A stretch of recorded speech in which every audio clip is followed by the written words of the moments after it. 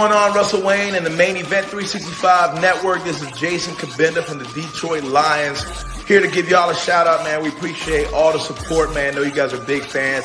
Know that you guys are rooting for us to take the North this year, and we're going to do just that, man. Appreciate you guys so much. Just want to give y'all a shout out. You have a great day.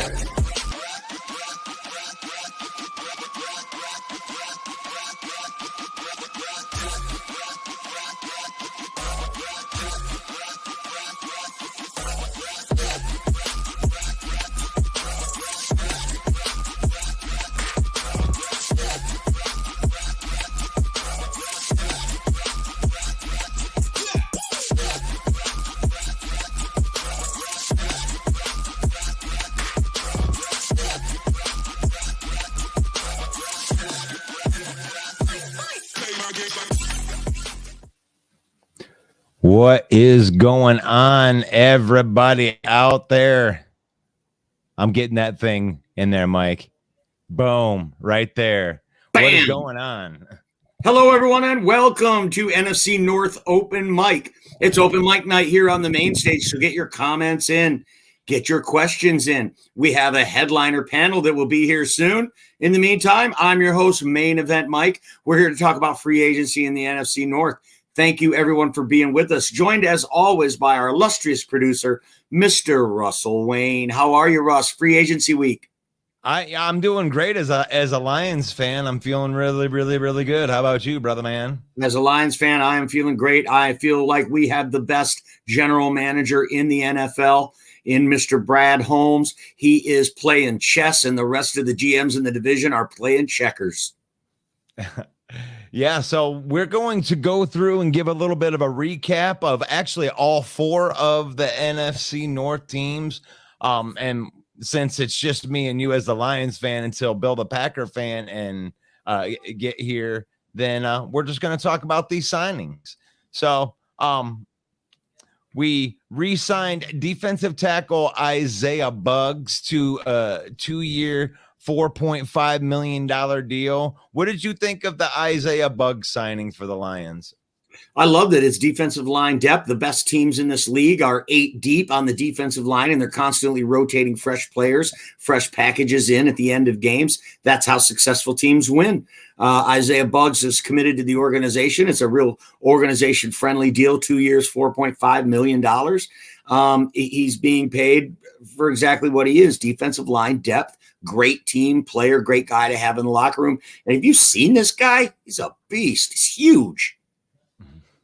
Yeah, and you know what? And Brad Holmes getting him from Pittsburgh, and it's just another one of these moves that are just really savvy, under the radar type of thing. Because this time last year, we were talking about the Lions is like, wow, what a desperate need that we have at the defensive tackle position. And he goes out and gets a couple of guys like Isaiah Buggs. And this next guy I want to talk about is John Kaminsky on the edge, signing to a 2-year, $8.5 million deal. And really, I believe, shoring up the back end of the Detroit Lions defensive line. What do you think out there in Facebook land?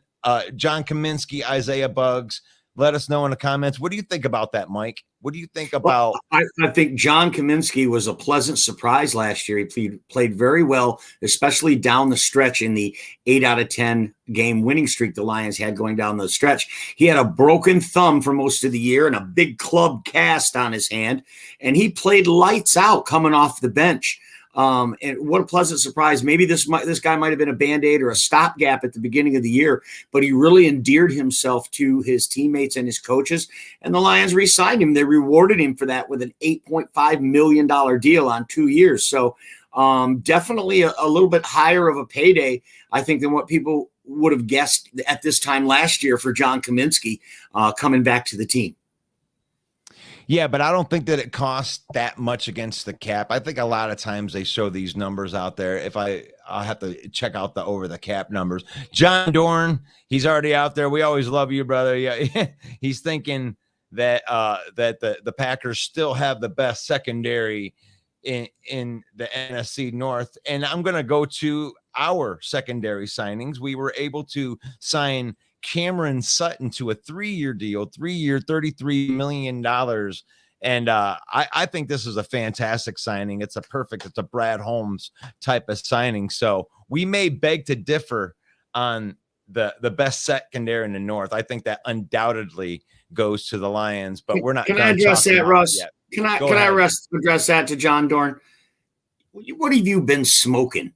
Because the Packers, first of all, the Chicago Bears with Kyler Gordon, Jaquan Brisker, Jackson back there, they've got a pretty tough young secondary as well. And they've got a lot of draft picks in this draft and still ways to go in free agency and some money to spend. It would just take a couple of pieces for the Bears to surpass the Green Bay secondary, my friend. And I'll tell you this right now, after the moves that Brad Holmes has made in the last week, the Detroit Lions secondary is better than the Green Bay Packers secondary right now. I'm about to tell you, whether you believe it or not, without even 2 first-round draft picks, 2 second-round draft picks. Without that, if you look up and down the roster, now that you add these players, the Lions turned a weakness into a strength in their secondary. I agree 100% right there. We've gotten better in every place. There was no drop off in any place that the Lions did have a hole that was a free agent. They filled it with somebody that was better in every instance. They were also able to add, which I believe is an underrated signing, in Emmanuel Moseley coming over from the San Francisco 49ers on a 1-year, $6 million deal. And I think this is a great deal because Sport Track had him slated at making $16 million a year on a 4-year deal before his ACL injury. So it's another chance that Brad Holmes takes on, I guess, our sports medicine department here in Detroit, that we can heal these guys and that he can get the elite production, because if he can even get starter production out of Emmanuel Moseley for $6 million, then that's a steal in my opinion. It seems the best way to get hired by the Lions is to tear your ACL, I guess. Hey, Brad, I'll tear my ACL if I can get a front office position. I'm a villain. Hit me up. Man. Anyway, Emmanuel Moseley from the San Francisco 49ers, Russ, this is a big signing. Like you said, his projected value at $16 million, we get him for $6 million. That is a typical Brad Holmes thing, a value pick. Maybe it's the injury. Maybe it's that he's a little undersized, but he went to Tennessee with new Lion Cam Sutton. So there's going to be instant chemistry there. Them two know each other very well. And Brad Holmes has done a great job of bolstering. And I think Emmanuel Moseley is a great example. I think he's going to be a great fit. And they do say he's going to be ready and return from that injury by day 1. And we got Detroit Jesus up in the house. I'm glad to see you on here, Detroit Jesus. Thank you for blessing us with your blessingness. God bless you. What's up? We've got a new thing. When we say God bless you now, we say Amen instead of Amen. So God bless you. Amen. That's our new thing here at the Main Event 365. Melvin Griffin, Detroit Jesus, on the show. Give us a recap of your feelings of the Lions job in free agency. We've got CJ Gardner-Johnson, who we haven't even talked about yet. What are you thinking about this signing of the safety from the Philadelphia Eagles? Man, let's fucking go. Like, I mean, come on, like shit. Like, bro, that's rarely do you get a chance when there's a player out there like you really want. You know, every year we have those players out there we really want, and we're like, man, I hope my team signs those players. And every year, like, you know, your team always seems not to sign that player that you really fucking want. Like, he was one of those players that I really fucking wanted, and I kept saying in the chat, like, man, we need to fucking sign. Like, he's still out there. Why are we not fucking? And finally, we fucking signed him, dog. I'm fucking over the moon. Right on. I was reading some of the back chats. You were letting them have it, buddy. They need to be scared of the Detroit Lions. And it seems to me the other fan bases are a bit scared. They aren't on this call tonight as they usually are after all these moves Brad Holmes making. Is that a coincidence? I don't know, but we'll find out. But if they're not scared, they need to be scared because he is addressing the defense. And I just want you to grade the job that Brad Holmes has done so far in the offseason overall. It's no worse than an A. Like, you got to give him an A. Got to give him an A. I agree. Got to give him an A. One pick that nobody's talking about is Graham Glasgow coming over from the Denver Broncos.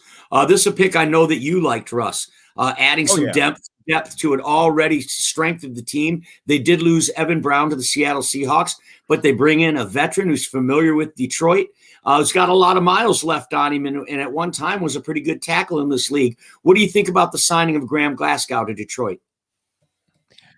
I love the signing because it really gives them like where they don't have to do a move. Where like I know Haloti Booty Vaitai was a high end cut candidate, and I never really. You and I spoke about this earlier. It's not really a good. I don't know. You don't just want to get rid of good players unless you have somebody to replace them with that money. And if they cut him right now, they'll save about $6 million. If they wait till after June 1st, then they're going to save like almost $10 million.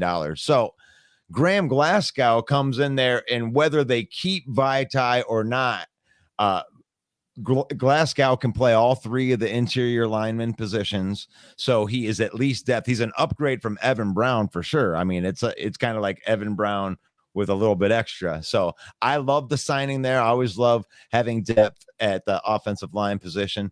We would like to know what you think out there too. So let us know in the comments. What did you think of the Graham Glasgow signing? Yeah, and I think the CJ Gardner-Johnson signing can't be understated. That is huge. He's coming from Philadelphia, and Philadelphia's had an exodus of really good players in the last week. A lot of people trying to get out of Philly. It's a little puzzling. I think there might be something else behind the scenes there. The reports are that CJ Gardner-Johnson refused an offer from Philadelphia of $18 million over 3 seasons. And he ends up signing a 1-year deal with Detroit for $8 million on a 1-year prove-it deal. I think that the veteran leadership at the safety position is going to be great for this team. My question is, I'll give you this one to Melvin. Melvin, is this change the draft needs of the Lions now? I mean, what do you have any clue what Brad Holmes is going to do in the draft now? Oh, you're on mute. You're on mute. I think it comes down now more so like best player available type draft versus okay, we need to get our needs here and shit. Like, because I mean, we've covered a lot of the needs through the fucking free agency, so we'll see what we do in the draft. I think it's more just to bolster everything we have now at this point. Right, 2 corners, a safety, an offensive lineman, a Pro Bowl long snapper. Let's not forget that. They also signed CJ Moore, which is secondary depth. Yeah. So I really think the Lions are going quarterback here. This is what my gut tells me they're going to go quarterback at 6. Does either of you agree with me that there's a great possibility that after these free agent signings, it pushes the Lions closer to getting a quarterback in this draft in the first round? Well, let me jump in here with the comment from Shane. Shane is asked, I mean, this kind of ties in. This is why I asked this, but are you sold on Goff being the guy for your QB though? So this can tie in. I mean, are we going to draft a quarterback? That's a great one to throw over to you, Melvin, first right there. Does this mean we might be thinking quarterback early? I still don't know, man. Like I don't know. It could, it couldn't. I don't fucking know. Like I'm not gonna pretend to act like I can get inside of Holmes' head. I have no clue where the fuck he's gonna go. That's our point with the question, Melvin. You don't know, and other teams don't know. He's sitting in the catbird seat at 6. But to answer Shane's question, do you believe in Goff? If you ask me personally, I do believe in Goff. I think he's good for another 3, maybe 4 years. I think our quarterback is set. You watch some old highlights of that Kansas City Rams game from a few years ago. He took a team to the Super Bowl, and you watch that form. This kid looks great, man, and he's got that old form back. If he comes out and plays 3/4 of the way as good as he did last year, we've got our quarterback for the future. I'm personally sold on it. Now, if you're asking Russell Wayne if he's sold on Jared Goff, I can tell you that he has a big number 16 tattooed on the back of his head because he is the leader of the Jared Goff fan club. Do you believe in Jared Goff, Russ? I absolutely believe in Jared Goff, but that doesn't mean that I don't believe that the organization would draft a quarterback. So I think what they have proven in this offseason more than anything is that he's willing to go out and get high-end guys. And that was one of the things that was said against Holmes was like, well, he's never going to go and, spend any money on these big guys. It's like, no, he will. For one, he needs the cap money to do it. And now that the roster is really filled from top to bottom, really, I mean, we got depth all over the place. I think it's a matter of dropping in the high-end talent. So coming to the number 6 pick, I mean, this team's good. This team is really, really good. I expect to win the NFC North, and everybody out, John Dorn, you can laugh all that you want, but we're going to be laughing during the middle of the year. This team should win the North and make some noise in the playoffs. So they're probably not going to be picking in the top 10 ever again. So should they pick a quarterback at 6? I don't know. I wouldn't do it. I'm not going to be upset if they do. Now, do I like Hendon Hooker in the second? Ask me that. Yes, yeah. I do like Hendon Hooker in a second. If they're going to draft a quarterback, I'd like to see them go the injury route again and let the talent marinate behind somebody like Goff. Well, let us know what you think. After the combine, Hendon Hooker impressed a lot of teams, and Mel Kiper Jr. has Hendon Hooker listed as the 3rd rated quarterback coming out of this draft. I don't think he's going to make it to 18, Russ, but it is possible. What do you think, Melvin? Wow. Look, so I'm out on the Hendon Hooker shit, and this is why. So if you draft him or whatever, you're expecting Goff to start 2 or 3 more years, right? Yeah, well, he's under contract for 2 more years. Yeah, right. Hendon Hooker is 25 years old, so that means by the time he starts, he's going to be around 27, 28 years old. I'm good. I will pass on that all fucking day. That's a good call. With Browns here with Brandon Whedon and shit, just old ass quarterbacks. I'm good. Yeah, that's a good call out. Great call out, Melvin. His age, and he would come to a team, the Lions, where he would not start right away. It would only be like an injury to Jared Goff, right? So he's just going to sit there and get older and older on the bench. And then what? Let's say he does come in after 2 years, he becomes a starter, and when his rookie deal's up, he's almost 30. So.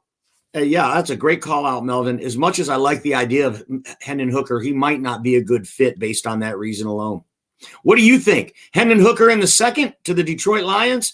Put it in the comments. Let us know. And don't forget, folks, we are going live for the NFL Draft on April 27th. It starts at 8 p.m. Eastern. Russ and I are going to announce every pick as they come in. We are going to analyze every prospect along the way, and we're going to have a lot of special guests from a lot of different teams around the league, and I hope you'll join us. Be sure to follow and share our content as well. Let's move on. I want to talk to Melvin about this guy, Aaron Rodgers. We just can't stop talking about Aaron Rodgers. I've been perfectly fine not talking about him. The question is, there's a lot of speculation that the Packers are asking for 2 first-round draft picks, and that's what's holding up the trade. Aaron Rodgers himself even said that the Green Bay Packers' compensation demands are what's holding up the trade. The Packers asking for 2 first-rounders. The Jets saying they think he's worth a 2nd and a 3rd.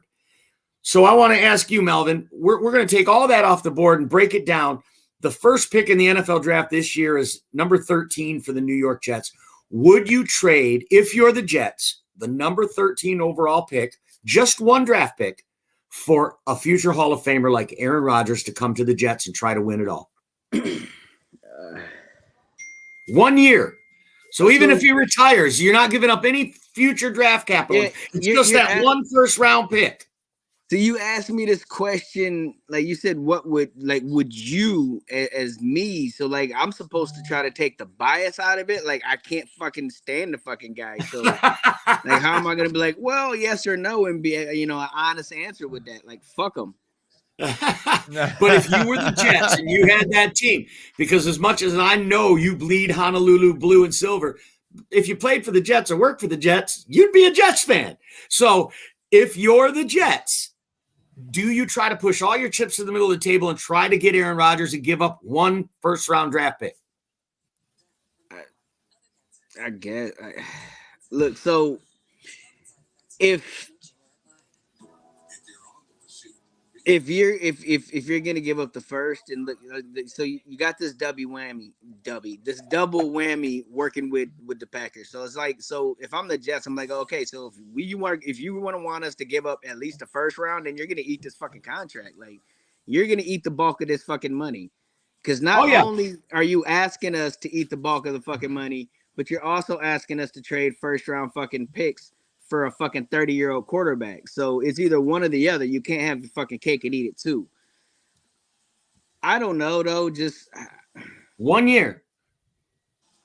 You're the Jets. Nah. Still wouldn't do it.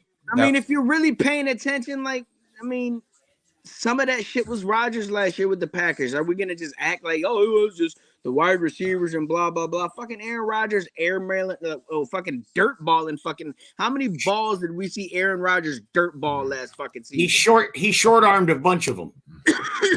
You know what I mean? Like, fuck that. I'm not giving up shit for it. I'm not giving up a first round for his old ass. Yeah. What about you? I'm in the same boat, man. Not the 13th pick.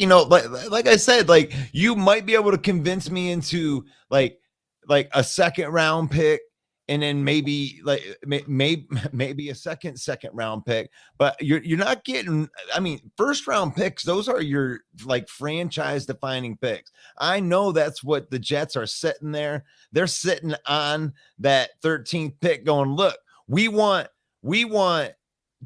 to have Aaron Rodgers on this team, and I want to pick 13th overall. I want to give you next year's first round pick, and then I want to give you maybe a day 2 or day 3 pick at another time. But I don't want to give you 13. I want to have Aaron. Because you want to draft a left tackle to protect. I want to draft. Why wouldn't you? I want a left tackle at 13, so that way. When you got Sauce Gardner being all the best defensive rookie of the year and everything and being all great on defense, that I have somebody that's protecting my 38-year-old future Hall of Fame quarterback. Whatever Aaron wants. Wow. You be sure to let us know out there. Would you trade Aaron Rodgers for the 13th overall pick straight up if you're the Jets? You still have to eat his contract, but you'd have to give up the first round pick at number 13 for Aaron Rodgers to try to make a push to go to the Super Bowl if you're the Jets. And we are joined by the West Coast stat master, our good friend, Mr. Gregg Rice. Gregg, how are you? I'm doing all right today. Great. We want to ask you that same question. If you're the Jets, would you give up the 13th pick for him? And you'd have to eat Aaron Rodgers' contract as all, but that's it. You wouldn't give up any future draft capital. You'd only give up the 13th pick. That way, if he retires after 1 year, you're not losing any future draft capital. With that dynamic stipulated in, if I'm the Jets, I'd probably pull the trigger and see about making a deal on the back end and pulling up so you can pull back up in the first round and get at least a second or third best left tackle, BPA, if you will. That is a huge issue with the Jets. You look at Dwayne Brown, and he did all right for his old age, but let's be real here. It's about said and done with his career. Good career, but that's about it. I'm sorry. My bad, Mike. Oh, that's all right. This is live. Oh, this is live? This is live. You need to apologize to the 14 people watching.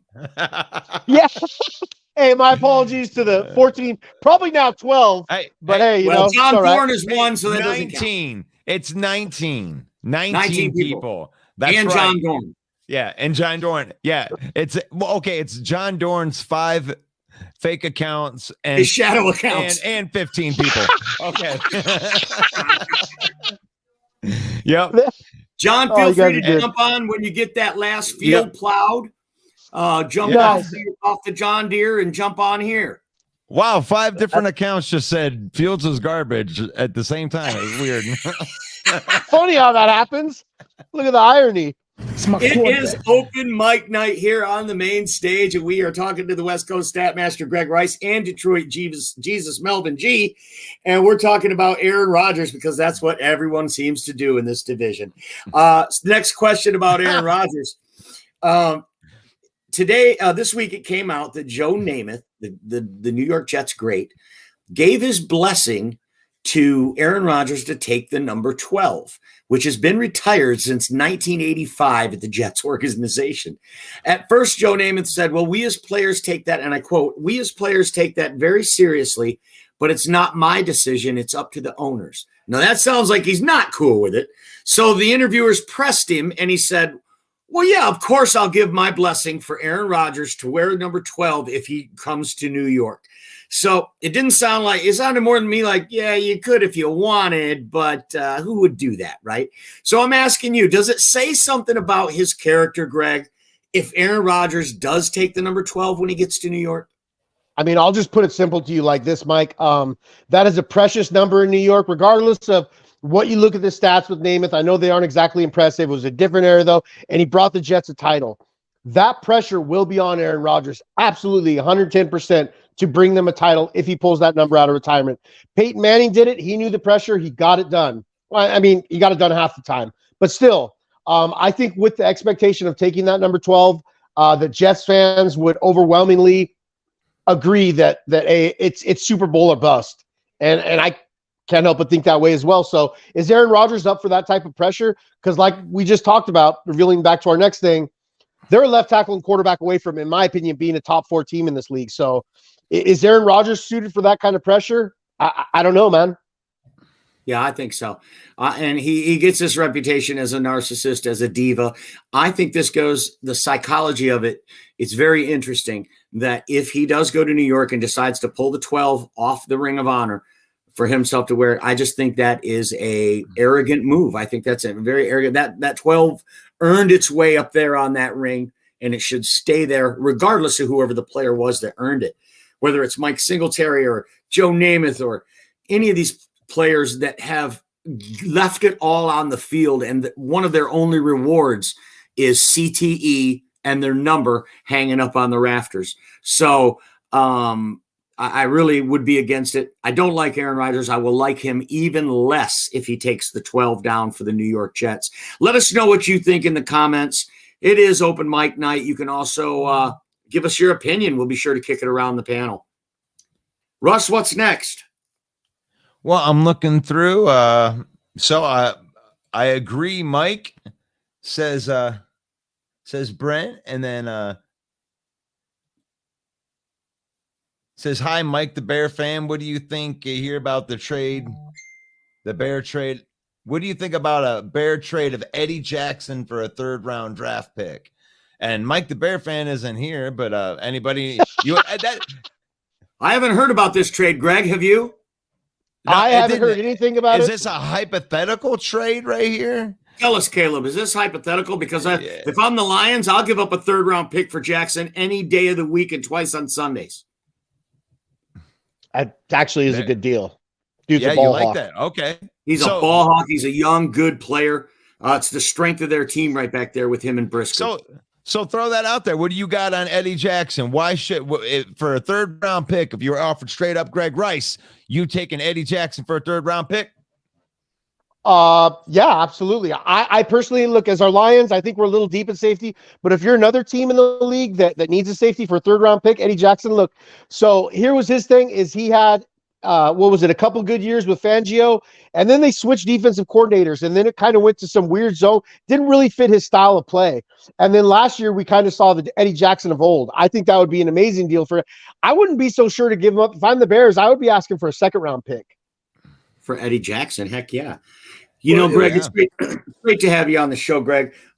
We talked to Detroit Jesus about a couple of things, and I wanted to talk to you about it. I want you to grade the Detroit Lions offseason moves, their free agency moves so far, including C.J. Gardner-Johnson, Graham Glasgow, Emmanuel Mosley, Cam Sutton, and, of course, David Montgomery. With all of these moves, what kind of grade are you giving Brad Holmes for this free agency period?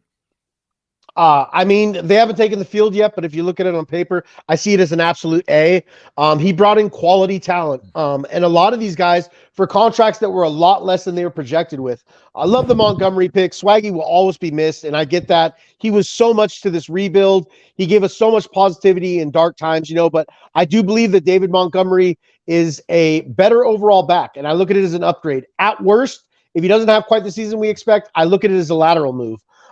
You look at Emmanuel Mosley and Cam Sutton and the franchises, they come from winning franchises. So the fact that we're getting players from winning franchises to want to come in here, I really think it speaks volumes to the culture we are trying to build. And what these players around the league think of us. Bringing in CGJ was an absolute showstopper. This guy is a ball hawk, ball magnet. I often compare him as the Pat Beverly of the NFL. But he backs up his smack talk, and he brings the style and swag of his own and veteran leadership. I just watched his presser today.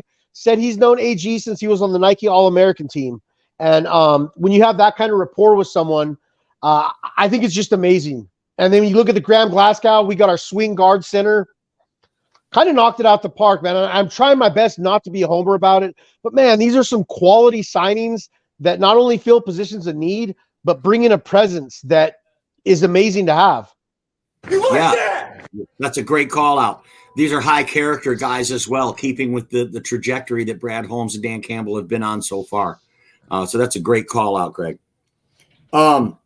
Next topic. Same question we asked Melvin, Greg. Go ahead, Russ. Go ahead. Well, I just said Mike the Bear fan. I think that he was talking about the retired number. He says the number's retired. Leave it retired. That's his opinion. So thanks, Mike the Bear fan. I know that you can't be here. We miss you already, brother. Even though we don't like Bear fans. Everybody, please wish Mike the Bear fan well as he recovers from his operation.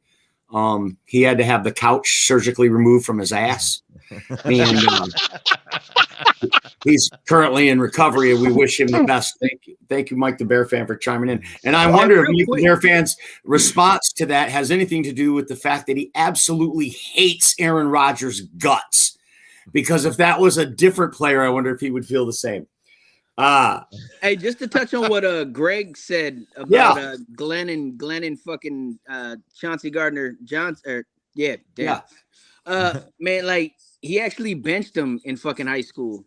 So wow, that's like he sat him a game because he I guess wasn't listening to coaching or whatnot. So he sat him the next fucking game, and I guess he went to him after the game and said, like, I understand, coach, like I'll listen, like I'm gonna do better listening or whatever. So they go all the way back, and like for him to actually have to do that to him, like I feel like that's just a better level of understanding, like player coach, like we went through, like you've disciplined me, like, and now it just feels like there's a connection there that can't really be explained.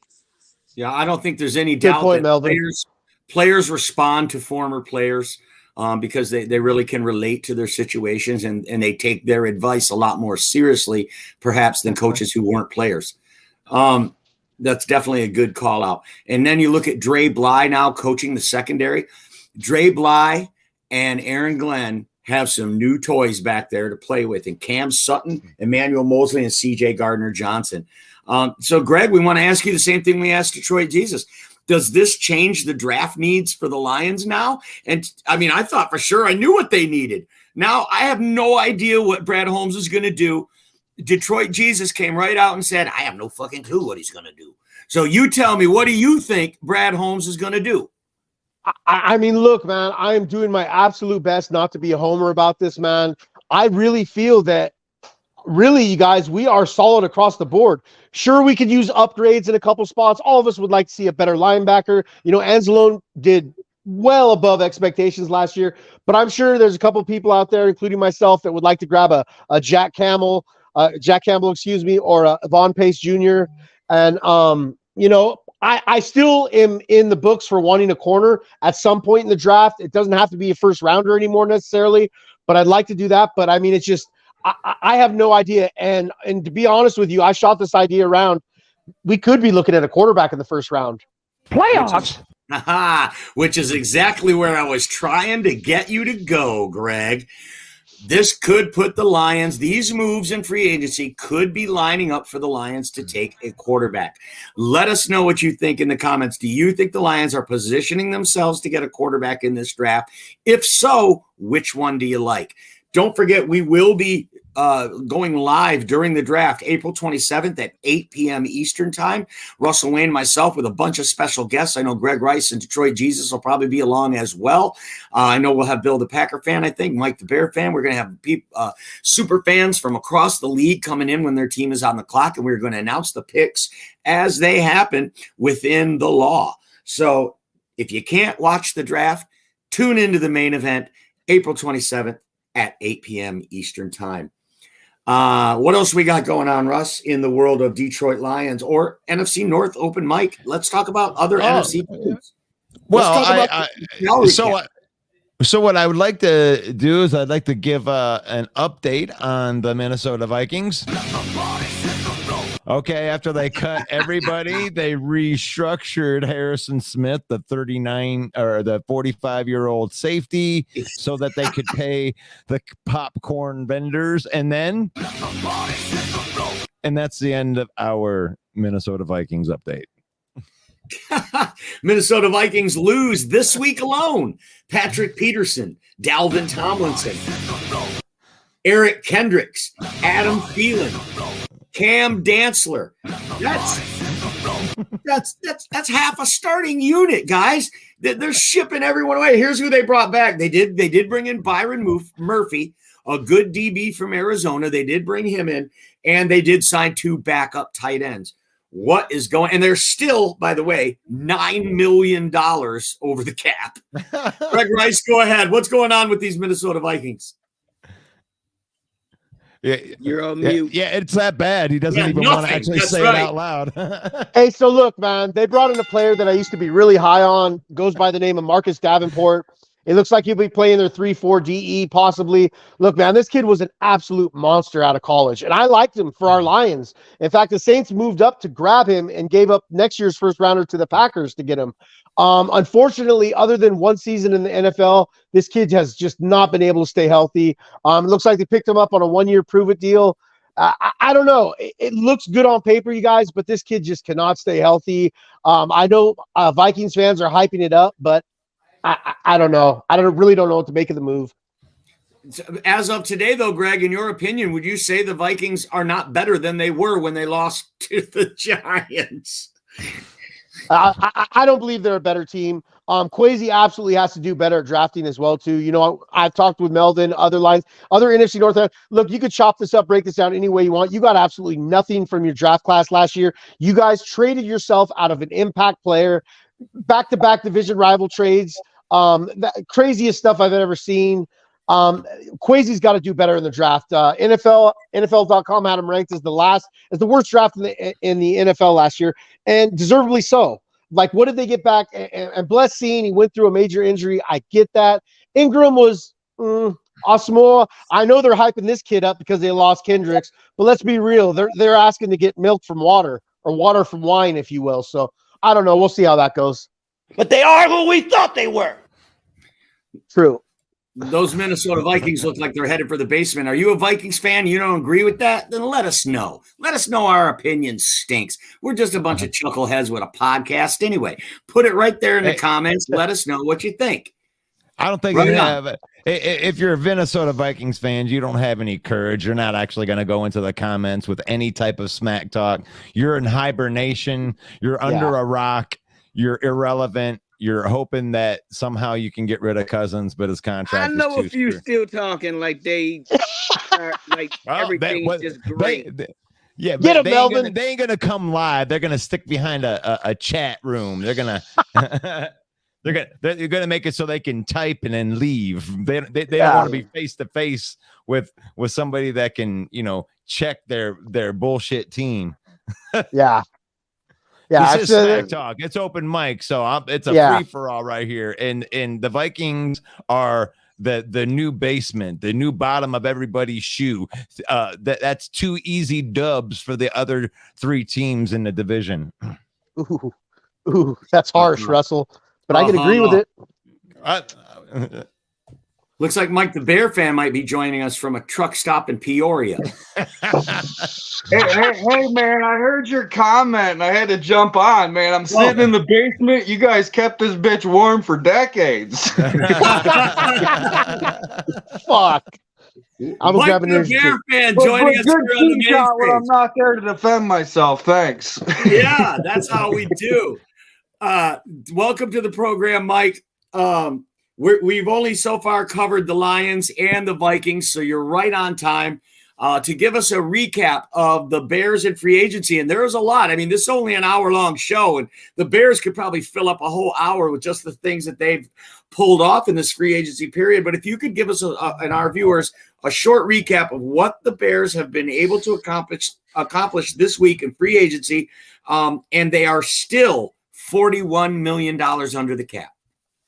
Yeah, I don't think we're going to get another big splash. If so, I'm hoping Yannick. But our update, the list is actually kind of big. I was hoping it'd be a little better on that defensive line, but we got both linebackers set up with Tremaine Edmonds and TJ Edwards. Yeah. I personally like the Edmonds move. He's super young. He's only 24 years old, and he's never had a season under a 100-yard tackle. 100 tackles for a season. Right. That's great. But did you overpay for him?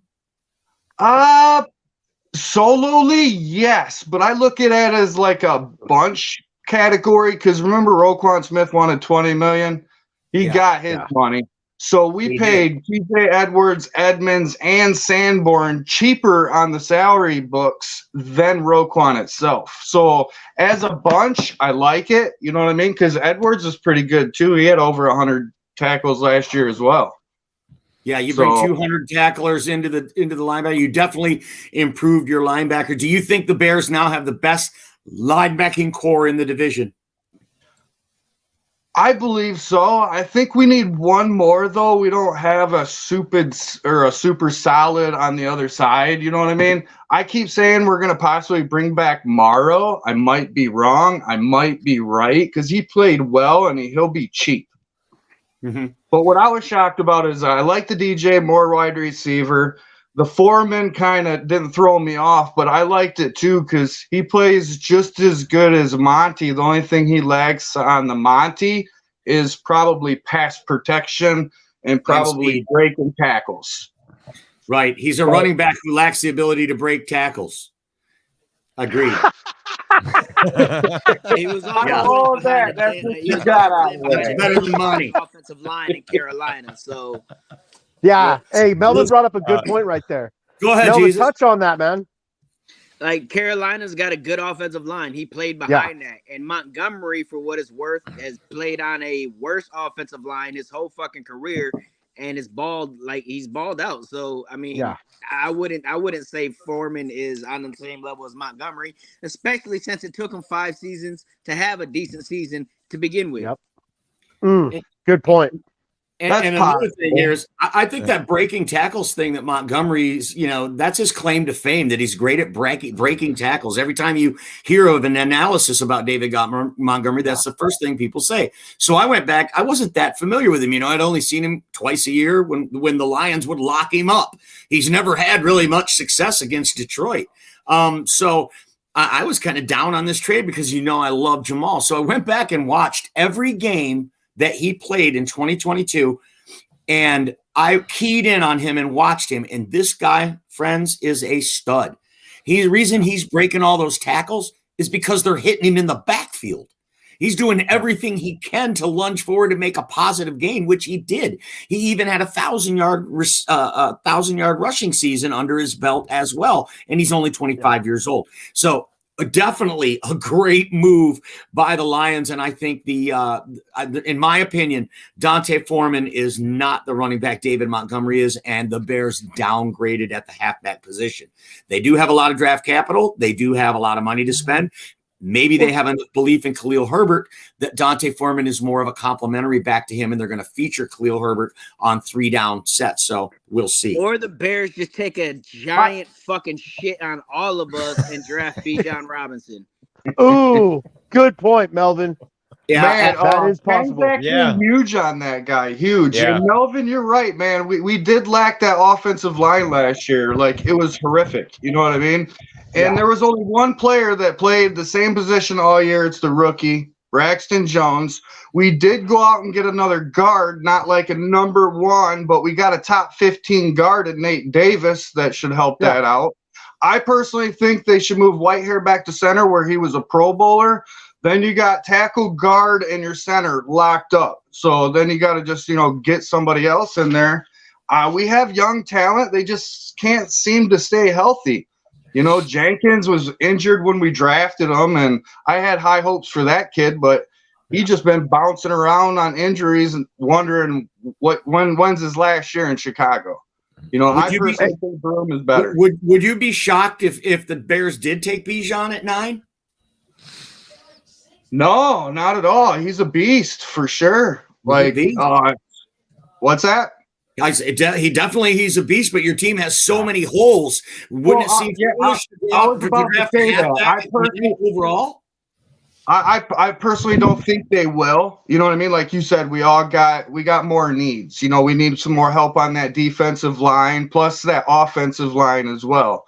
You know what I mean? There's Ski out there and Paris Johnson. I'm more keen on, you know what I mean? We got to get that other tackle. And I like Paris Johnson a little better because he can play multiple positions on the line and he's just not stuck at tackle. Which, if injury happens, which the Bears has been injury prone on that offensive line, it'll definitely help. But I want Whitehair back at center. I heard through the grapevine, what if you cut him at June 1st? He's our best offensive lineman. Yeah, we'll save $10 million, but we'll lose $4 or $5 million in dead cap. Not to mention, he's our best offensive lineman that we have. Yeah, you certainly aren't in any position to be losing pieces along the offensive line. Yeah, we're already weak, so there's nobody behind him. I would be shocked personally if the Bears took Bijan Robinson at 9. And if I were the Eagles at 10, I would take Bijan Robinson at 10. I think as I look up and down the teams picking at the top of the draft, the Eagles are the team that makes the most sense to draft a running back now that they let Miles Sanders go. And it is a scary thought for that Philadelphia Eagles team to have a beast of a running back like Bijan Robinson. They might have to give up the 10th pick, but it's kind of a luxury pick. They're one of the teams that have enough team behind them to afford to take a running back at 10. So I would be shocked if the Bears do it at 9, and I don't think he gets past Philadelphia at 10. But, what do I know? Didn't they lose Boston Scott too? Did they? What's he weigh, 120 pounds? I mean, did they lose him? I didn't know that. I think they did, Melvin. I think they did. They did, I believe. Yeah. So yeah, and I heard rumors that Derrick Henry, they were trying to position themselves to get Derrick Henry. If they were to get Derrick Henry or Bijan Robinson, they would be scary to add that to that team. Yeah. They might lock up the NFC. They're going to be real tough. Even after losing some of these pieces on defense, because they did such a great job of drafting the last 2 years, right? They lose Hargrave along the line, but they drafted Jordan Davis last year, right? Yep. They lost they lost TJ Edwards, but they drafted Nakobe Dean. So there seems to be a method to Howie Roseman's a very slick general manager, right? There seems to be a reason. Now you see they let the safety go, Gardner Johnson go. They did offer him, though, $18 million contract. So I think maybe the Eagles could be looking at a safety in this draft, and they also have 2 picks in the first round. So Bijan Robinson and Brian Branch to the Eagles, would that be making the rich richer or what? I'm just reading this fucking comment down here. Yeah, I was too. I was definitely not on the up, right, Melvin? The Vikings are on the up and up, but their initials are BS. BS, yeah. So that's a telling tale. There we go. Guys, read the comments. Listen, man. All right, we're listening. The Vikings are on the up and up again. I love optimism. They're on the Gotta love the optimism. They're on the up and up a shit creek without a paddle. Yeah, that part. Fuck. They had the worst draft last year. I hope Lewis Seen makes a full recovery. Completely, God bless that young man. I hope he makes a full recovery so that Jameson Williams can continue to torch him every time they meet. Welcome to the Paper Champ Homer Show, for sure. Yes. No Thank doubt you, John Dorn. We'd like to announce to all of our viewers out there that we are officially changing our name to the Paper Champ Homer Show. Yes. Right here. Yeah. Thank you, John Dorn. NFC North Open Mic, the Paper Champ Homer Show. And we have a very special guest on the show right now, people. From the Rocked On Lions Sports Network, please welcome Mr. Will Rock to the program. How are you, Will? Hey, I'm doing great, guys. Good evening. Thanks for having me on. Yeah, great to have you. If you haven't already, go over and and follow Will over at Rocked On Lions. He's got a lot of great content, some great articles, and some great information coming out daily over there on the site. So what have you been noticing? I know you're a super fan for the Lions, but this is an NFC North group here, Will. So we love to make fun of, talk about all of the teams that are in this division. So what do you think of some of these fan bases you've been encountering as you've jumped into this world? As far as the NFC North is considered, or the entire NFL? Just the NFC North. What do you think of some of these other three fan bases, what you've encountered as you've jumped into the fray here with Rocked On Lions? The fray is a good term because right now it's all over the map. You guys can hear me okay right now, yeah? Perfect. Okay, good. So, you've got it from all ends of the spectrum right now. Nobody wants to give the Lions any love. I don't care what Brad Holmes is doing or Dan Campbell or how we finished, the season. The Lions are still not getting any love from the Bears. Stop playing with us. From the Packers. Yeah, that's right. Stop playing. Yeah. So at some point, when is it going to turn around? When are the Lions actually going to, come alive and prove that they're not the same old Lions? The only thing I can say is I have a lot of respect for everybody else in the league that's done well, except for the Bears. The Bears haven't done much, just like the Lions. We're both, edgy teams. We're grinded out teams. We're coming back. Playoffs. This division's going to be led by the Bears and the Lions here, I think, for the foreseeable future. But, all fan bases are wild. They're all great. They're amazing. They love their teams. And that's what it boils down to at the end of the day. Right. I'm trying to get you to say the Packers suck, Will. It's hard. They're such a good fan base. They really are. They're in it right now because Rodgers and the brass over there in Green Bay, they're really kind of holding things up. And until they can let that go, that fan base won't be able to move on. They're kind of stuck in neutral right now. So hopefully they've jumped ship Benedict Arnold style faster than you can fucking snap your fingers. They're ready to run Aaron Rodgers out of town and start the Jordan Love process. And they are turning coat, buddy. Let me tell you. Russell, what do you think? So are the Packers a good fan base or a good band base? A band vase? Yeah. A band vase. I think you can there you go. Like 80% of fucking Packer fans are bandwagon fans any fucking way. So are they really a good fan base? I think it's interesting that Will has a whole sports network dedicated to the Detroit Lions, and as an observer myself coming into this, there's a few things I've noticed. The Bear fans seem to be a bit delusional. The Green Bay Packer fans seem to be entitled. For sure. Yeah. The Lions and Viking fans, they just kind of, we kind of stunk all these years. and they're kind of easy going. And I would just want to get Will's kind of observation of these other fan bases. And it doesn't feel good to be a Lions fan right now. It does right now. But, the thing is we have nothing to really talk about at this point. We're just getting things back together. Yeah, from forever. We've never even had it. We haven't had anything to lose. So we don't have much to say. And, all I got to say for the Lions fan is we're a humble group. We're a gritty, grinded out group. Don't meet us in an alley because we're going to fight our way out of it. But that's right. We're also one that is, we're not going to throw shade at everybody until we've proven ourselves on the field. And I think we started to do that last season. And I think that's what the rest of the NFC North has to realize is when we start winning, you'll see our true colors come out because you're going to have a lot of fans that are going to start throwing it right back at you. But for right now, we have a lot to prove. But yeah, I mean, you're exactly right. Green Bay, they are entitled. There is a lot of bandwagon fans that are jumping ship, just like with the whole Jamal thing. Jamal was our favorite character on the team. The minute he joins another team, everyone's jumping ship off of Jamal and bringing in Montgomery like, nothing ever happened. Like Jamal didn't do anything for us. We're seeing that with Aaron Rodgers and the fan base right now, too. They want to see Love get his turn. Yep, for sure. You have any questions for Will Rock, Melvin? No questions, but one, Jamal did that to himself. Like, if Jamal would have never said what he said on that fucking podium, then the Lions fans were still would be like, oh, we love you, we miss you, you're the best, whatever the fuck. But he had to go out of his way to take a little fucking shot at the fucking Lions or I felt disrespected, whatever. So that's where he did that to him fucking self. If I could comment on that, that's the reason why I wanted to get into media. I feel like the media drove that cycle and they put Jamal on the stand to kind of hang himself a little bit because what is the media all about? The media right now is just a big circus. They're trying to drive likes, drive all the clickbait, get everybody talking about something.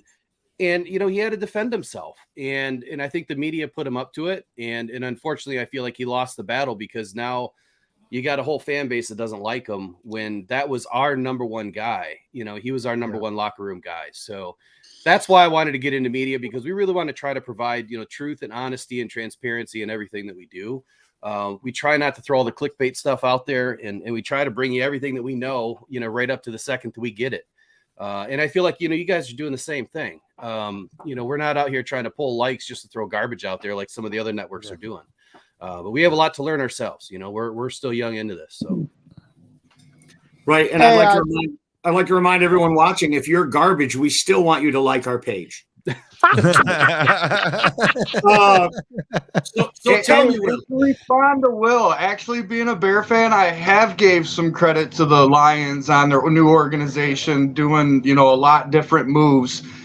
Me as a Bear fan, we've done a shit ton of moves these past 2 years. You know what I mean? So we're definitely on the up for sure. The Vikings are definitely on the down. They've lost a lot of key players, a lot of big contracts, but you got to fill those spots up with starters.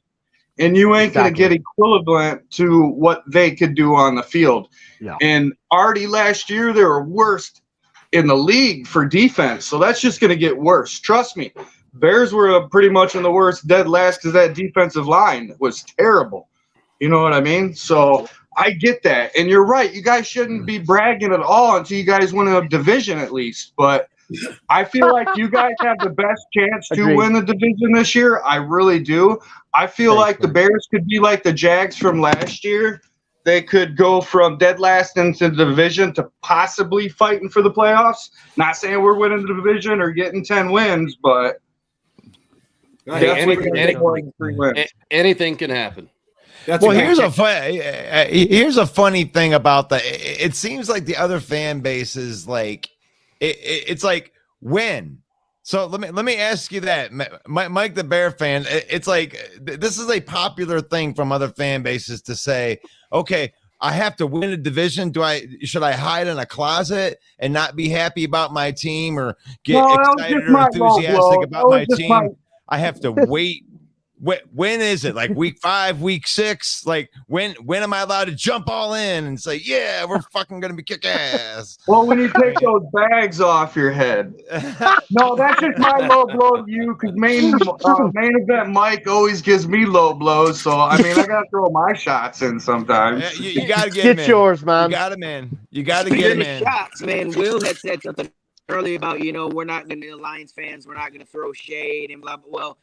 Y'all may not, but I'm gonna throw my motherfucker. But they gotta realize this though, Melvin. The past 20 years they pretty much ran the division pretty much. You know what I mean? So they've been barking downward. We've been barking upward. Until we bark down and they bark up, I promise you, not very many Packer fans are gonna bark up. They're gonna run away. Yeah, I mean, Oh, I'm I just see saying, that. like, I'm throwing shade like a fucking I can't even come up with anything. I'm just throwing shade. I'm throwing that shit. You know what's funny, guys, is the NFC North has kind of been the redheaded stepchild of the entire NFL. Beside the Packers. When you really look at the Packers, and I'm not a Packer expert, I don't know all of their stats, but I had a little debate with somebody earlier today on Facebook about, you know, what have the Lions done lately, right? So I dug a little bit, and I looked at the Packers in the last 20 years. So since Aaron Rodgers has been with the organization and since 2005, they won 1 Super Bowl. They won a lot of playoff games. They didn't really do much else. They've been in it, but they've also been way out of it, or they've been just right there and done nothing. They've been leading the NFC North, but really, who has the NFC North been? We've been a bunch of nobodies for a long time. 10 years. It's time that we start to build collectively, but I don't want y'all to do too much. You know, the Lions got to do more. But yeah, I think you're going to see a turn. You know, the thing again about the Bears, Mike, we were talking about the other day in the chat was, I just see them setting themselves up for failure with all the bigger contracts. And again, I'm not a contract expert on the Bears and everything they have going on right now. But when you talk about the Vikings, they were the frauds all last season, and you saw it. And the minute they got into a good game, they lost. They couldn't handle it. They won a lot of close games. They had a few comebacks. Cousins, you know, got them, you know, the extra mile there. But now they're losing all of that because they couldn't handle the big contracts. Are the Bears setting themselves up for the same thing in 2024 and beyond? I'm going to say no, because we don't have a lot of huge contracts. You know what I mean? We got very few, and most of the contracts that we did recently are cap friendly. Well, the one with DJ Moore, I think he's carrying $27 million next year with a 20 this year, 16 next year, and 16 the following. And after his second year, if we decide that he ain't panning out, we could let him go for free and save 16 mil. You see, what I saw was there was a $17 million dead cap if you let him go next year. Oh, if you let him go, that's possibly, but they're not going to let him go. So my question is, you brought in a few people, but what does your core 25 look like right now that you're happy with? You got 62 guys signed right now, about 100 and what? You had 114 million or something to start the season. You're about 41 million left right now. With your 62 guys, do you have a core 25 that's going to, long enough contracts that's going to get you to 24 to 25 to 26 where you can keep building with all of these draft picks that you guys just acquired? Those are the things I'm trying to understand from the Bears right now, because there was a lot of fire and fury early from the Bears, and it was hard to catch up. Well, it's a couple-year process. It's not just like a one-year process. And I feel like if they go ahead and blow all the money and say, all right, we only got like $1 million left, we just blew the rest of the 41 million, we might be in trouble in 2-3 years. You know what I mean? I don't feel like they're going to do that. They're going to leave about 30 million in the bank. I feel like they're going to sign a couple more players 1 year, you know what I mean? But I don't think they're in trouble for cap purposes in 24 or 25 because we don't have them big contracts. We have a couple, but every team does. Yeah, every team does. I feel like there's a big difference between your core 25, and I say 25, meaning you got 22 starters, you got 3 special teamers that pretty much run your team, right? And when I look at a core 25 and I look what the Lions have done and what Brad Holmes has assembled, I mean, the guy's just moving his queen up the board every single day, and he's stacking a core 25 that when you look at it, yep, there's some one-year deals on there. There's about 21 players that don't really have any cap contingencies in 2024. He could fire half the team and have $120 million in cap next year to re-sign a lot of these big-name guys that he brought in this year, Sutton, Mosley, and Gardner-Johnson. And he's right back in it again. So that's my question to you, Mike, is are Bears getting set up that way? We know the Packers aren't right now because they're standing pat with waiting on Rodgers, and the Vikings, they're just dropping like flies. So that was my question, is are you guys really building that core 25 for the future?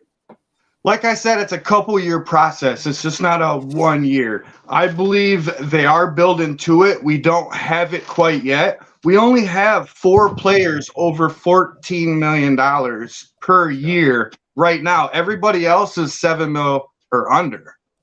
So, I mean, we don't have those real big contracts except for DJ Moore or Eddie Jackson, which I feel like he should give some money back because his best year, was his first couple of years. A rebate. Tremaine Edmonds is the next one, He's and Cody Whitehair. But Cody Whitehair, I think he's good for his money as long as they move him back to center, man. Because, like I said, he was a Pro Bowler at center. They dropped the ball when he kept shuffling him around, moving the guard to tackle. That's where it hurt the guy. But I got one other thing, main event, Mike, and I'll give you your show back. I apologize. So here's what I see for the Bears. They're right where the Lions were last year. They made a big trade. They traded back. They gained some picks. They've got a lot of cap money. Now, they started way more flush than the Lions did this year with a lot of cap. And they have a lot of cap next year. But they have a lot of players to sign as well. I feel like the Bears are one step behind the Lions right now as far as rebuilding their franchise. It's just whether they make those key steps in the chess process of ensuring the future and giving them that opportunity to hang around for a while. That's the difference between a great GM and a GM. And we're going to see all that play out over the next couple of years. I think Brad and Dan and Sheila, they put it all together, and the plan's going to come to fruition this year. Whether we do something with it or not is yet to be seen. We got a lot of new players that have to work together. So, right, that's a great call. I agree with you. We are 1 year behind, but we started our new one last year with polls and everything and Eberflus. So technically, we're in year 2. So yeah, we should be a year behind you. But I'm hoping, like I said, we could skip a year and go to 3. But that just depends how polls will do it. I believe he can do it. Yeah, he's super young, but he helped get that Kansas City Chiefs team around. Not saying he can't do it with the Bears, but obviously he knows something. Right. I actually I played the Eberflus in high school. In the marching band. I played the that's a great call out, Will Rock. The way that Brad Holmes has structured some of these contracts, it's good GMing. And I think the question that he's asking you, Mike, is has Ryan Poles done some good GMing with these contracts? And I think the answer is no. I would grade him a C. Yeah, you got some great names in there, but you paid too much in some of these positions. You paid too much for that wide receiver. You paid too much for those linebackers. Sure, you had all the money in the world to play with, and you definitely made your team better. But in the grand scheme of GM moves, the way Will just described what Brad Holmes is doing in Detroit, I don't think the Bears have cut the mustard in that respect. Go ahead and respond to that. What contracts are we supposed to be fixing? Did you realize the past couple of years who he cut, who he let go, who he traded on those big contracts that we ate $95 million last year on the books that played for other teams? I mean, like I said, there's not very many. We're not in money trouble. So it's not like, hey, we got to shuffle the cards up like the Vikings do every year. You know what I mean? There's a couple contracts that I feel like I said, they should give back to make more friendly, and that is literally Eddie Jackson and Cody Whitehair. Mike, I understand. I understand what you're saying there, but the salary cap is a percentage game. X percent goes to your quarterback, X percent goes to these skill positions, X percent. When you are over that, it means that somewhere else on the team is going to suffer with talent because you can't afford to pay a higher end talent at that position. And if you are overpaying at some positions, you've got to make up for that somewhere else on the back end. And I just don't see where the Bears are doing that. They have way too many holes. They need to build a solid foundation before they start putting capstones on. How many holes did we have last year with absolutely zero money? Yeah, well, you won 3 games. You had the worst team in the league. Right, but we also gave up a lot of stuff like those contracts to build. It's not just going to happen in 1 year. It doesn't work like that. We had a pretty decent offseason for sure. But like I said, we're not going to go and spend all the money to be in cap trouble in 24, 25, 26. So if I could add something to this, here's the difference that I see. And I'm not throwing shade at you, Mike. No, you're good. Here's the difference that I see with what Brad has done. When you look at the current roster for the Detroit Lions right now, our depth pieces are starting to be as good as our starting 25. So when you're assembling your core, and it is a percentage game, like Mike had alluded to there, you're throwing these percentages around to say, okay, this is my starting 25, and this is where I've got to sink a good chunk of my money, but I got to keep these guys around for the next 2, 3, 4, 5 seasons. I'm going to do that through the draft, and I'm going to get 4 and 5 year contracts out of 6, 7, 8 picks, depending on how many picks you have. But then Brad this year totally upgraded the DB room. He brought in 3 brand new starters, where last year our starters were second year, first year players that actually played well towards the end. They weren't playing lights out. It took them a while to catch on. There was a lot of scheme issues that had to change, but now those players are our backups. So where I look at what Brad Holmes is doing different from everybody else is he's stacking the box behind his starters so that we're not going to have any let off. The pedal's going to be pressed all the way down, whether you're starting 3 year in or your backup 3 year in. He's building a program behind a program, and he's able to fire half of them and bring in a new program if it doesn't work next year and not lose a beat and not lose a bunch of money either. That's the big chess game that he's playing right now. And I've never seen it before. We've been Matt Millen for 20 years. It seems like we haven't had any money, and, we were paying Sue and Fairley and Calvin Johnson and Matt Stafford contracts. It seemed like forever. Big contracts all at once that we could never get out from underneath. And we're finally getting to a flush position. Hey, Will, if I could interject real quick. So kind of in between both of you guys, look, I think this is heavily predicated on this draft class that the Bears have coming up this year. This will be a huge X factor on saying if the Bears are going to be like truly competitive by 2024, which as of now, if they draft well, I think they can. If for some reason that this draft doesn't go well, then I get the flip side of it. And are you just wasting money for future contracts for a team that isn't quite complete yet? And like I said, I think this draft is going to be super critical for the Bears to nail. I've heard a few Bears fans saying, "Oh, let's trade down again from 9." Well, if I'm a Bears fan, I want the BPA at 9. I want to get the best player available because I do not want to put myself out of a position to not get that one impact player, that one difference maker. And right now, the Bears got 2 first-round picks next year, too. I think they're building towards something, but really, this draft is going to be so instrumental on seeing if the Bears are really going there or if they just wasted a bunch of money this year on contracts that could be irrelevant for players that aren't making that impact. Well, first, we don't have 2 first-rounders this year. It's next year. We're at the that's what spot. I said. Next year. I mean, you got to give Poole some credit. When he first started with the team, the whole last organization left him with 3 draft picks. He flipped that draft picks to, I think, what was it, 7? We got Brisker out of the deal, Gordon, Braxton Jones. Yeah, Velus Jones Jr. is kind of a bust at the moment, you know what I mean? But he might be on the lookup. So what Poles has been doing from the cards that he got handed, he's been improving for sure. Yeah. And I agree with Gregg. This draft determines on what's going to happen with the Bears, and I truly believe that. And if he can hit a home run like he did in last year into the draft, we're going to look good for sure. I don't think we're going to trade down. I know I've heard that before. I've heard, you're going to trade draft twice. I didn't think I was going to do that either. I thought it was going to be 1 trade down. I didn't personally think it'd be past the 5, but we got to the 9. We need a tackle. Yes, it's the best player available, but we need so many needs. We got to look at our needs as well. We can't just be like, we're going to take this guy since he's ranked higher than this guy. We got to look at our needs. If our lineup was stacked and good, we could do that for sure. I feel like they're going to take a tackle at this point and set in time unless they sign another tackle in the offseason within the next week or so. But right now, I think they're going to go for a tackle, Ski or Parrish Jr. I think that's good.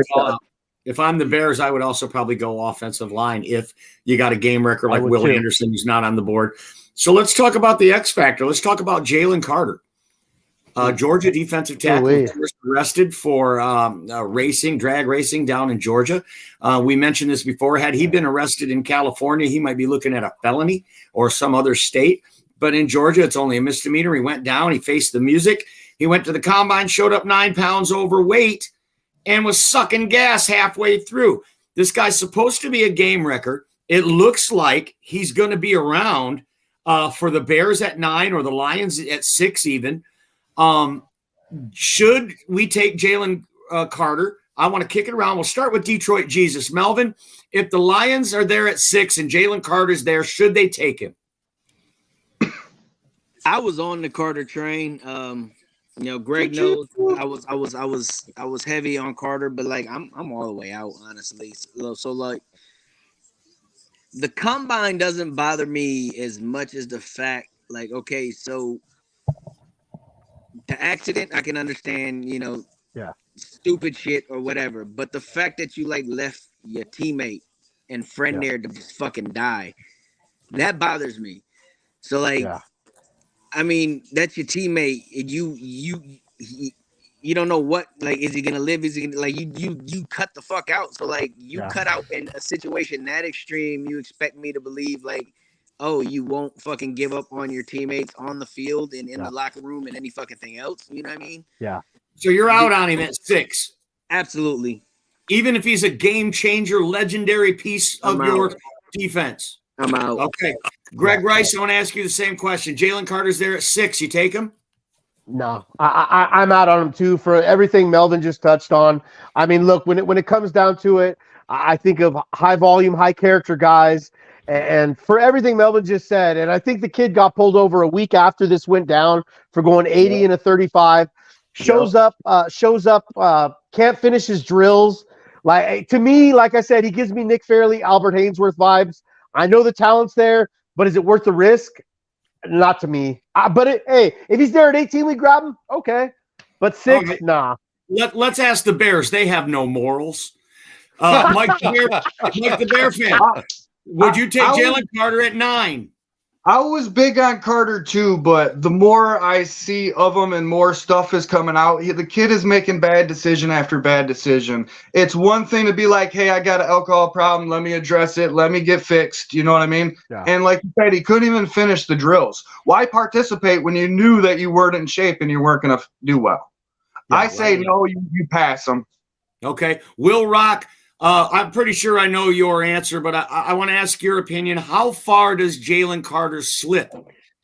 Well, that's a big question. But to answer your first question, I'm off the Carter train. I was really never on it to begin with, though. Me either. What he did, in this accident, and God rest the souls of the people that lost their lives that night. Sure. I mean, that's a tragic incident. Tragic. And to what you guys had spoke on, there could have been a life or death moment there if he just went and peeked in the car and said, "Oh my goodness, I could save this guy or the girl," or at least try. And that's a locker room thing. You're standing next to your buddies in the locker room, and they're gonna, "Hey, do you got my back on the field or don't you?" So no, I'm off the Carter train again. I was never on it, and the reason why is I watched all his tape. I watched tape of Gervon Dexter, and Mozzie Smith. I see the same animal, the same mentality, the same step, the same power out of those guys that are available at 33 to 40 or, somewhere between 70 and 90 in this draft. And if you know anything about Brad Holmes, he'll find the value, the fit, and the mold in the player later on. So I was never on it. Does he fall? I think that he should. I think if the NFL wants to set the tone, he will. But I think that, the Texans or the Browns, they'll take them. And it's because they've always taken players that have trouble. And for whatever reason, they're the two teams that do. So that's my take. That's a great take. I mean, the Browns have already proven they have no morals. None. Well, I don't know the facts. Did you guys hear that supposedly Russell Wayne gave up on him? That's what how was bad Let me go on Browns. There it is. Jalen Carter to the Browns. I love it. Where are the Browns picking? I can't remember. Is anybody know? Is it 17? Or they lost their first pick. It goes to the Texans. 12. Yeah, it goes to the Texans. 12 was their pick. Texans are at 12. That's a good one. So they'd have to split. So Carter would have to slip into the second round, like our viewer Derek, who thinks that Jalen Carter does fall out of the first round, that he's hurt his draft stock too much.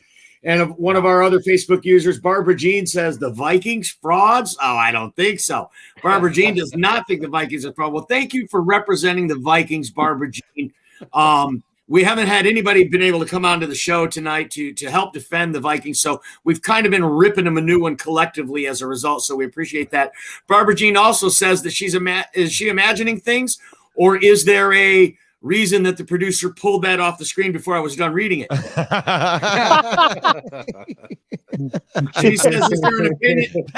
Is she missing something, or is there an opinion side missing from here? Can you say one good word about the Vikings? All right, that's a good call out. That is a good question. That is Barbara, that's totally fair. That is exactly what we were just saying before I read your comment, that the Vikings have not been represented here today on the open mic night. Normally, we do have some Vikings fans who come in and they fight fiercely. And they give big things like skull, whatever that means. And so we invite you to come back and definitely put your opinion, and we appreciate you making a comment. And if you'd like to come on, Barbara Jean, and represent the Vikings, we would absolutely welcome that. Head on over to the main event. Be sure to follow our page and shoot us a message and say, hey, I'd like to be on the show. And we'll vet you. And if you can give us the definition of skull, what it actually means, we will let you on the show. Just for you, Barbara. Yeah. One good thing about the Vikings. You have a really good wide receiver. You nailed it, the Melvin. best receiver in the North. And you have a really nice stadium. Well, I have one more thing on the Carter thing. I personally don't think he'll fall out of the first. I think somebody will gamble on him. The question is who. I've been doing seeing a lot of mock things. Normally I don't do it, but I did a couple. And don't be surprised if Seattle don't gamble on him. That's exactly what I told Russell Wayne. That's early. That John Schneider and Pete Carroll, they don't care. And guess what? Up in Seattle, the roads are really wet. Not a lot of drag racing going on up there. So maybe Jalen Carter, if Jalen Carter goes to the Seahawks at 5, that means Tyree Wilson might be available for the Lions at 6. All you Lions fans, do you like Tyree Wilson at 6? I also like Christian Gonzalez at 6. Russell Wayne thinks they're going to take a quarterback, don't you, Russ? Well, I'm sorry. I was reading Barbara's next comment right there. Stupid is as stupid does, no matter what the talents. Beware of karma. She's a bitch. I would love to know if you want to say some good things about the Vikings. Mean? That was Jalen Carter. Know. I think she was referring to Jalen Carter. So I'm gonna if we're touching on the Seahawks in terms of you guys don't think you don't think Pete Carroll learned his lesson after Percy Harvin or anything? We're good on these guys with this suspect behavior. I got into Go ahead, Melvin. In a chat a couple weeks ago. Like, that's not Carroll's MO. If you look through Carroll while he's been with Seattle, he's not picking defensive tackles early. He's piecing together his interior line with free agents and defensive tackles later in the draft. He focuses on his linebackers and his secondary and making sure his edges are set. Good point. Good point, Melvin. Yeah, Seattle's taken one of the top cornerbacks in this draft, is what I see. But we'll see where that goes. Too. Seattle, Christian Gonzalez or Devin Witherspoon to the Seahawks at 5. Yeah, and for me, who do you like the Lions to take at 6 if you had your way? Here's my honest opinion: nobody, and here's why. It's the Lions are in a very weird spot this year with their draft picks. 6 is too early to take a lot of the good players that we need, like a Devin Witherspoon or a Gonzalez or a Nolan Smith or a Trenton Simpson. And it's too late. If you really wanted to take a Will Anderson, that's probably going to be off the board, but I'm not real high on him either. And I have reasons for that as well later on in the draft. It's just a weird spot because as you get down to 18, and then I think we skip all the way to 48, that's where the meat of this draft is. It's between 18 and 48. And then after that, it's between 48 and 60. That's where I think this draft caps out. And after round 3, I hate to use the word trash, but I feel like the rest of the players are just not that great. Like there's not a whole lot of starting caliber players after round 3, and there's not a whole lot of gems after round 3. This draft is very limited on defensive tackles early. After Carter, who do you have? Brissy? Yeah, he's, I think he's way overhyped. After Brissy, I just don't see a whole lot of sense in a defensive tackle until Mozzie Smith. And Mozzie Smith, unless he makes a huge jump, he's going to be there in the first pick of round 2. What about Kancey? Kancey, everyone's comparing him to Aaron Donald, and I get it. Similar size, same school, great guy. High energy, ball of fun, but he's not Aaron Donald. He's not Aaron Donald's brother. He's not Aaron Donald's cousin. He's not Aaron Donald. Yeah. So until he's Aaron Donald, he's not a first-round grade. So again, that's that funny position that you're in. I'd love to take him at the end of the first, but I wouldn't want to take him at 6 or 18. So I feel, to end this rant here, the Lions are going to reach at 6 if they don't move. They're going to reach at 18 if they don't move. And that's okay with me because of what Brad Holmes just did. He just stacked the box. So now they're going into the draft wide open. Their mind is wide open. They can take whoever they want, plug them and play them. If it's the right guy, if it's their fit, it's making us better. The Lions are moving on to 2023 with 12 wins, and it's a game. It's a game that we're gonna see Holmes continue to play every single year, and he's gonna win. Do you think they could take a quarterback at 6, and would you be shocked? All right. So I said this the other day in the chat. I had my epiphany moment. My bullshit meter went off, and I got to thinking about what Holmes said early in the combine in his interview, and he said, some of these free agents may not be ready to sign on the dotted line before the draft. And I'm like, oh, that's cool. I get it. I understand it. Makes sense. But then he did nothing. Like nothing came out of free agency about a quarterback going to Detroit. There was a lot of hype. There was people talking about who they wanted, but nothing came out of Detroit that they were targeting a free agent quarterback. Why did it take me 7, 8, 9, 12 days to, realize that Brad Holmes is taking a quarterback in this draft? I'm not saying he's taking Brad Goff or Jared Goff's replacement, but he's taking somebody. Could he do it at 6? I don't know. I only see 2 quarterbacks that should be drafted in the top 10. Could he do it in round 3? I'd love to see Hendon Hooker come on this team and sit for a year. He'll be ready week 1 or 2. And, but we need camp bodies. We need bodies to back up Jared Goff, keep his arm fresh for the season. So would he take 2 quarterbacks? I think he could take 2 quarterbacks in this draft. And again, he would reach in the 6th round to take his second quarterback. But Brad Holmes is taking a quarterback in this draft. I agree. But whether he takes Max Duggan in the 6th or he takes Will Levis with pick number 6, if Jared Goff starts to not play well, is that going to be detrimental to Jared Goff because you're going to have this rookie quarterback on the bench that the fans are going to be clamoring for? Does that make drafting a quarterback a bad move, Will? Not at all. And the reason why, and you have to think about it exactly the way Brad Holmes framed it. We've had a revolving door at quarterback. Not starting quarterback, but backup quarterback. We had 7 quarterbacks run through the roster last year. You can't create continuity. You can't, give the same look to the defense every single week, or even a different look or a better look when you have a quarterback that is used to your system and running your system week in, week out.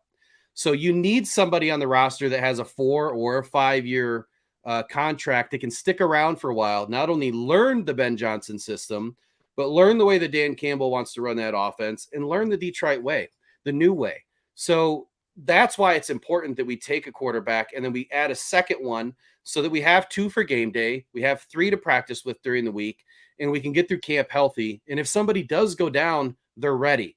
I don't think that it's going to jar Jared Goff at all. I think he's a consummate professional. I think that he's not afraid of anybody. If he has a bad game or 2, so what?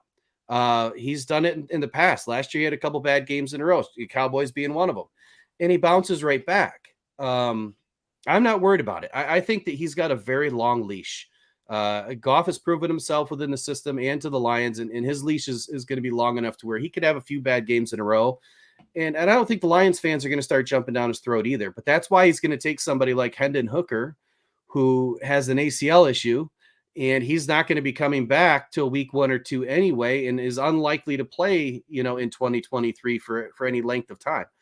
He won't be ready. And on Max Duggan, I don't know why he's projected to drop out of the draft. If he's a UDFA, why wouldn't you take him? Prototypical size, great arm, you've got to add him to the roster. So Nope, it doesn't hurt Jared. It doesn't hurt our Lions team. It only makes us better. Take 2, take 3. I don't really care. Make us better. Well, you made a good point. How many quarterbacks went through the Lions last year? And actually, here's a neat stat. In the NFL last year, 68 different quarterbacks played in a game. San Francisco had 3 alone playing in the season. So backup quarterback, very important. The Lions kind of got lucky last year, and even Brad Holmes alluded to it when he was interviewed. He said we kind of slid into home there as the season started without really a backup quarterback in place. And we see the way Brad Holmes does something. Russell Wayne pointed this out to me. He loves to load up. He loves to load up like all at once. Like we see him now loading up on DBs. Last year, he took Hutchinson and Pascal right close together. He loaded up. And we could see him, like Will, you're the first person I've ever heard suggest that he might actually take 2 quarterbacks. But the way you broke it down makes absolute sense. Be sure to check out Will Rock on Rocked On Lions podcast, doing some great work over there. Yeah, Rocked On Detroit Lions right now is just the fan experience page. We're going to be launching the Rocked On Podcast Network soon. Website's going to be coming out.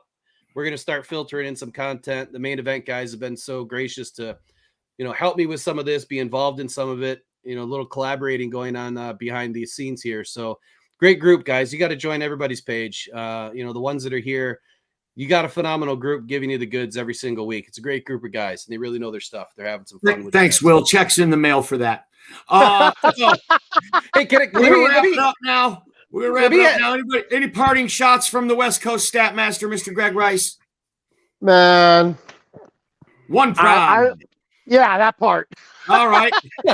Detroit Jesus walks on blue Kool-Aid instead of the real Jesus who walked on water. He blesses us with Goff bless you. Tell us, Melvin G., you're on mute. What would you like to say as a parting shot? We're taking the fucking division from the Vikings, bully style. So be ready for that.